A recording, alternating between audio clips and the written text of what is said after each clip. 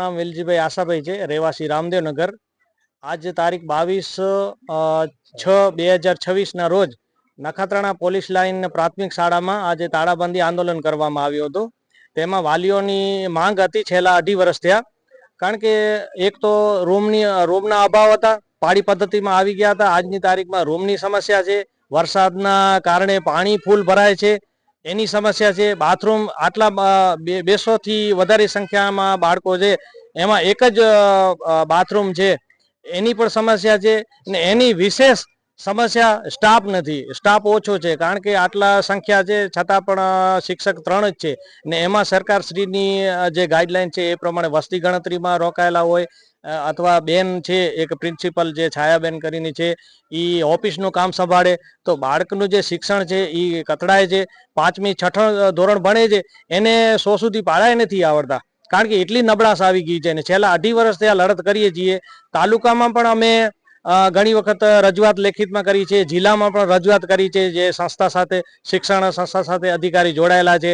8 દિવસ પહેલા પણ અમે રૂબરૂ ગયા હતા, 2 કલાક રાહ જોઈ અને આજે જે વાલી વર્ગ છે એનો ધૈર્ય ખૂટ્યો હતો અને આજે તાળાબંધી કરી હતી।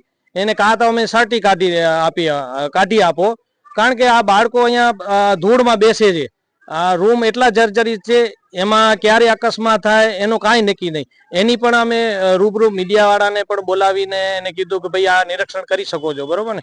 અને આવી ગંભીર પરિસ્થિતિ છે, 2.5 વર્ષ થયા, કોઈ તંત્ર દ્વારા અહીંયા નથી મુલાકાત લેતા, ઉપરી અધિકારી કોઈ મુલાકાત નથી લેતા, વિઝિટ નથી લેતા। એનો મતલબ શું છે?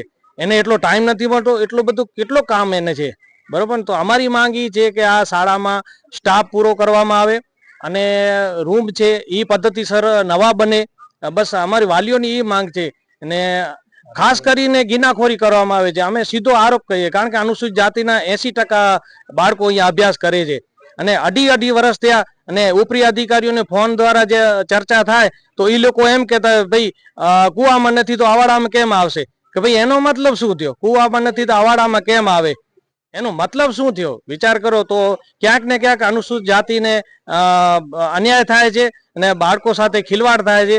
એટલે અમારી માંગ એક એ જ છે કે ભાઈ સ્ટાફ પૂરો કરો અને જે ઓરડા છે જે ખરાબ પરિસ્થિતિમાં છે એ તાત્કાલિક એનો ઉકેલ આવવો જોઈએ, બસ અમારી એટલી ટૂંકી માંગ છે। પટેલ છાયાબેન નરસિંહભાઈ, શ્રી પોલીસ લાઇન પ્રાથમિક શાળાના પ્રિન્સિપાલ છું। 2011 થી અહીંયા નોકરી કરું છું।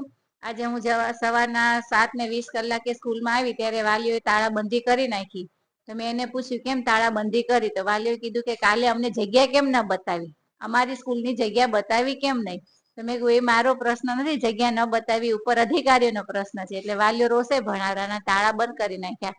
પછી મેં સીઆરસી, બીઆરસી, ગૃપાચાર્ય અને ટીપીઓશ્રી બધાને મેં ફોન કરીને કીધું હતું કે મેં કીધું આવી રીતે છે। તો આજની મુલાકાતમાં આપણા નગર ટીપીઓ સાહેબ શ્રી, સીઆરસી સાહેબ અને ગૃપાચાર્ય સાહેબ બધા હાજર રહી અને સંતોષકારક જવાબ આપ્યો અને ટીપીઓ સાહેબે લેખિતમાં આપ્યું કે તમને એક શિક્ષક આપવામાં આવશે।